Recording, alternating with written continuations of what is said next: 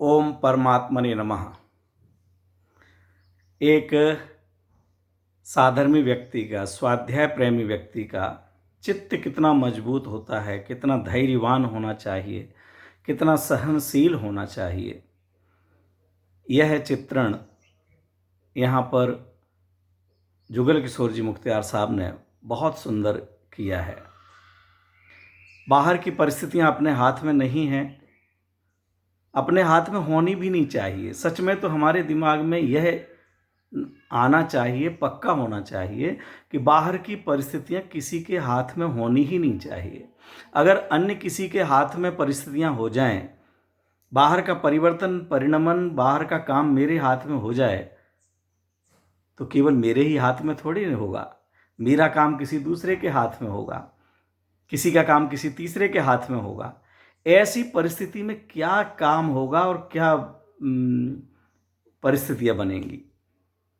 इसलिए जगत की जो भी कार्य हो रहे हैं वो होने दें। उन परिस्थितियों में, उन कार्यों में हमारा चिंतन, हमारा सोच कैसा हो वो यहाँ बताते हैं। उदय भी बदलते हैं, कर्म के उदय के अनुसार औदयिक भाव भी बदलते हैं, और कर्म के उदय और परिस्थितियों के बाहर की परिस्थितियां भी बदलती हैं, जिसको हम नो कर्म कहते हैं। कल हमने चर्चा की थी, बहुत प्यारी पंक्तियां हैं। होकर सुख में मग्न न फूलें, दुख में कभी न घबरावे, पर्वत नदी वन शमशान भयानक, अटवी से नहीं भय खावे। बाहर में हो, कुछ भी परिस्थिति बने, कहीं भी रहने को मिले, किस बात का भय, क्यों डरें, किससे डरें?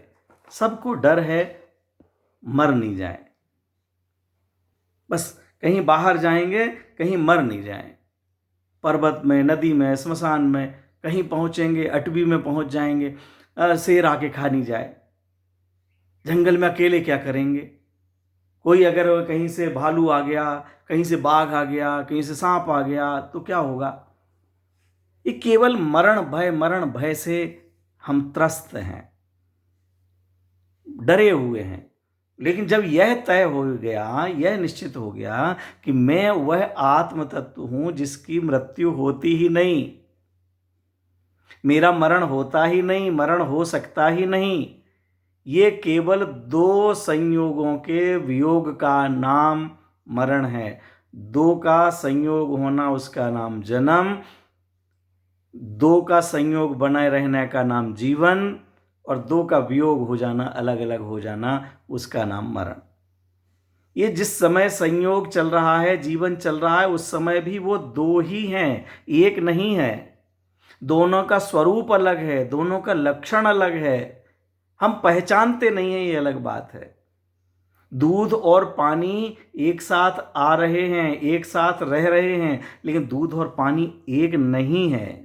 हमारे घर पर 2 दिन दूध रखा रहे, फ्रिज में रख के हम 3 दिन दूध को रखे रहें, लेकिन एक साथ रहते हुए भी दूध दूध है, पानी पानी है। जिस दिन हमारे घर में दूध आया है, समझदार माँ ने ये जान लिया है कि इसमें कितना घी निकलेगा, कितना मावा निकलेगा, वही दूध है, बाकी तो पानी है, हवा में उड़ जाने वाला है, साथ में है, लेकिन वो दूध का उसका मावा नहीं बनने वाला। भले हम 5 दिन साथ में रखें उसको, 10 दिन रख लें, 10 दिन बाद भी मावा तो उतना ही निकलेगा, क्योंकि वास्तव में दूध उतना ही है, बाकी तो पानी है। इसी तरह से हमारी कितनी भी लंबी आयु हो, एक साथ कितने भी समय रहें, लेकिन जितना समय भी रहे हैं, जो जानने देखने वाला है वह जीव तत्व है।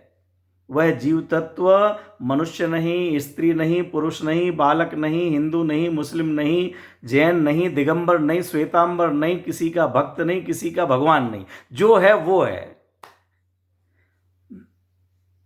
इस अमर तत्व का जिसको बहुमान आ गया, श्रद्धान आ गया, आगम के आधार से, हमारे जो आप्त पुरुष हैं, निर्दोष महापुरुष हैं, परमात्मा हैं, उनके वचनों के आधार से एक बार निर्णय करें, युक्ति लगावें, तर्क से बात को समझें तो भय समाप्त हो। और दूसरी तरफ से बात कहें तो, अगर संयोग के वियोग की भी बात करें तो, कि जब तक आयु कर्म है, जब तक मेरे आयु कर्म मार सके ना कोई, कोई भी मुझे मार सके ये ताकत नहीं है। सामने शेर खड़ा हो, शेर को फिर के जाना पड़ेगा अगर मेरी आयु शेष है तो। और अगर आयु शेष नहीं है तो मैं कुत्ते को देख के, बिल्ली को देख करके भी भयभीत हो सकता हूं, भाग सकता हूं, गिर सकता हूं, मर सकता हूं। तो फिर मैं किस बात से डरूं? भय किस बात का खाऊं? पर्वत नदी शमशान भयानक, अटवी से नहीं भय खावे। कोई प्रसंग बन जाए, पर्वत में जाना पड़ जाए, नदी में पहुंच जाए, किस बात का भय? लोक में ऐसी कहावतें आती हैं, यहाँ तक कि पिक्चर में डायलॉग आते हैं, वो आप लोगों ने सुने होंगे, जो डर गया सो मर गया, जो डर गया सो मर गया। जो भयभीत हैं वो मरने का, माने इस देह के वियोग का प्रसंग तो बाद में बनेगा, लेकिन वो जो डर गया है वो डरना ही उसका मरण हो गया। जो डर गया सो मर गया। एक दूसरा विज्ञापन में आता है, डर के आगे जीत है। किस बात का भय? आगे जीत खड़ी हुई है। इस भय से एक बार निकले तो हम बाहर। मेरा मरण होता ही नहीं, आयु कर्म शेष है। तो परमाणु बम गिर जाए तो भी मेरा मरण नहीं होगा, पहाड़ पर से गिर जाऊं तो भी मरण नहीं होगा। कैसे प्रसंग आपने सुने होंगे, हवाई जहाज क्रैश होता है, प्लेन क्रैश हो गया और उसमें भी लोग जिंदा हैं। और बैलगाड़ी से नीचे गिर जाए, पलंग से नीचे गिर जाए और हाथ पांव टूट जाए, कोमा में चला जाए, घर में रहते हुए प्राणायाम कर रहे हैं कि हमारी आयु बढ़े, स्वस्थ रहें, और उस प्राणायाम में ही सांस अटक गई न जीव चला जाता। बोलो, डॉक्टर कहता है कि इसके लिए कोई बीमारी नहीं है, घर ले जाइए आराम से, अभी इनके लिए कोई दिक्कत नहीं है, ये आराम से सालों रह सकते हैं। और घर आते हैं और 4 दिन भी नहीं होते और चला जाता है। और अनेक ऐसे प्रसंग कि डॉक्टर कह देता है घर ले जाओ, नमोकार मंत्र सुनाइए, भगवान का नाम लीजिए, अब इनको बचाने वाला कोई नहीं है, चंद मिनटों के मेहमान हैं। और घर लेकर के आते हैं और वह व्यक्ति बिना दवा के सब नमोकार मंत्र सुना रहे हैं, उस नमोकार मंत्र के कारण से नहीं, लेकिन आयु कर्म शेष है तो धीरे धीरे चैतन्य हो जाता है और सालों जिंदा रह जाता है। हमारी वो अनंग धरा, अजगर सर्प ने मुंह में ले लिया है, अजगर ने जंगल में ग्रस लिया है। पिताजी तीर लेकर के पहुंच रहे हैं कि मैं इसको मारूंगा, बचाऊंगा बेटी को, लेकिन बेटी कहती है पिताजी मेरे आयु कर्म इसी तरह से पूर्ण होना होगा। वो वहां वर्षों से वन में थी निर्भय होकर के, हनुमान की माता महीनों तक जंगल में है निर्भय होकर के, सती सीता जंगल में है निर्भय होकर के, मुनिराज जंगल में है निर्भय होकर के। बोलिए, हमारे आदर्श पुरुष हैं वो, कुछ तो विचार करें ना हम। हमारे 2-4 लोग मिल नहीं पाते हैं अभी, जंगल वन की बात तो छोड़िए, अभी मिल नहीं पा रहे हैं, इसमें अकेले घर में रहना पड़े तो डर जाए। क्वारंटाइन में कोई कह दे कि कमरे में अकेले रहना है तो लगता है कोई खाने के लिए आ रहा है। कोई खाने के लिए आ भी जाए तो किसको खाएगा भाई? जिसको जलना है उसको खाएगा, कच्चा खा जाएगा कोई। ये जीव को कोई खा सकता है क्या? जीव को कोई मार सकता है क्या? जीव के ऊपर कोई आक्रमण कर सकता है क्या? लेकिन हमने उस जीव को जाना नहीं। दुनिया को जानने वाले हम बन रहे हैं। सबको तो जाना, निज को ना जाना, कैसा ज्ञान धारी तूने आपा ना पहचाना। कैसे ज्ञान वाले हैं हम? ज्ञान वाले होते हुए ज्ञान वाले को, जिसका ज्ञान है उसको नहीं जान पा रहे हैं।